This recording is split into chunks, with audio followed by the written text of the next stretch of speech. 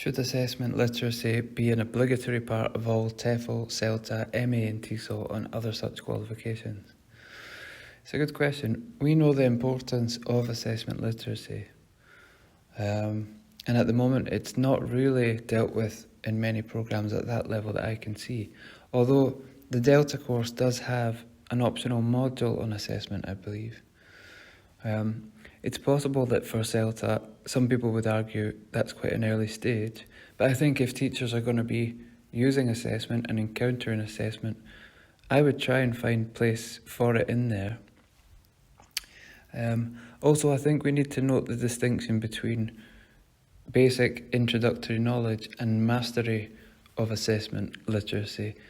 We don't need teachers to be very, very knowledgeable about assessment literacy. We need them to know enough to be able to conduct their job. And I think it would be a big help to get more modules in there earlier on. If you take the example of language schools, what often happens is teachers will do the CELTA course or another course, some kind of qualification, and they'll be sometimes thrown in at the deep end a little bit, saying here's a class on this, here's a class on that, and they have to figure it out for themselves.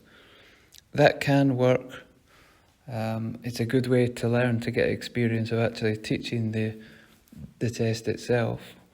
But on the other hand, it can be a bit of a shock for teachers. So I think it would be better to get that assessment literacy knowledge in a little bit earlier in some cases. Making it obligatory might be problematic because there's so many things teachers need to take on at once. And of course, CELTA and MA are quite different level qualifications. They should be. So making it optional might be a good compromise.